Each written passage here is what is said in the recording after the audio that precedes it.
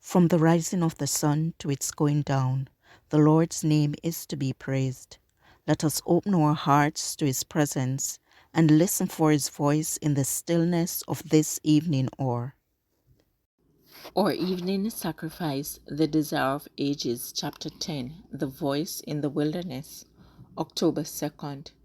It points us to a land of rest, where saints with Christ will reign, where we shall meet the loved of earth and never part again, where we shall meet the loved of earth and never part again. This passage is based on Luke 1, verse 5 to 23 and 57 to 80. Chapter 3, verse 1 to 18. Matthew 3, verse 1 to 12, and Mark 1, verse 1 to 8. And John was clothed with camel's hair, and with a girdle of a skin about his loins, and he did eat locusts and wild honey. Mark 1, verse 6. Dedicated to God as a Nazarite from his birth, he made the vow his own in a lifelong consecration. His dress was that of the ancient prophets, a garment of camel's hair confined by a leather girdle. He ate the locusts and wild honey found in the wilderness and drank the pure water from the hills. But the life of John was not spent in idleness, in ascetic gloom, or in selfish isolation. From time to time he went forth to mingle with men, and he was ever an interested observer of what was passing in the world. From his quiet retreat he watched the unfolding of events.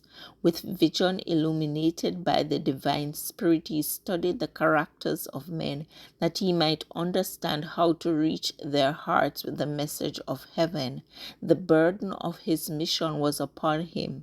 In solitude, by meditation and prayer, he sought to gird up his soul for the life work before him.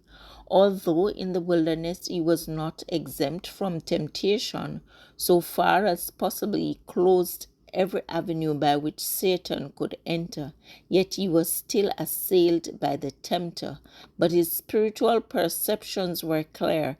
He had developed strength and decision of character, and through the aid of the Holy Spirit he was able to detect Satan's approaches and to resist his power. John found in the wilderness his school and his sanctuary. Like Moses amid the mountains of Midian, he was shut in by God's presence and surrounded by the evidences of his power.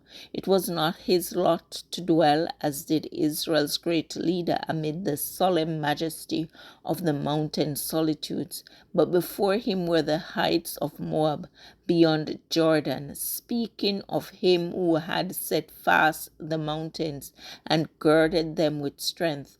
The gloomy and terrible aspect of nature in his wilderness home vividly pictured the condition of Israel. The fruitful vineyard of the Lord had become a desolate waste, but above the desert the heavens bent bright and beautiful. The clouds that gathered dark with tempest were arched by the rainbow of promise. So above Israel's degradation shone the promised glory of the Messiah's reign. The clouds of wrath were spanned by the rainbow of his covenant mercy. Alone in the silent night, he read God's promise to Abraham of a seed numberless as the stars. The light of dawn, gilding the mountains of Moab, told of him who should be as the light of the morning, with the sun when the sun riseth, even a morning without clouds. 2 Samuel 23:4. And in the brightness of noontide he saw the splendor of his manifestation, when the glory of the Lord shall be revealed, and all flesh shall see it together. Isaiah 40, verse 5. This passage was taken from The Desire of Ages, page 102 and 103.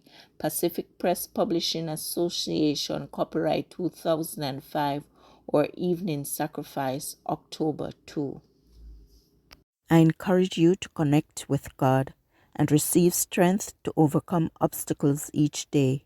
Thank you for listening. Please join us tomorrow as we offer up our evening sacrifice.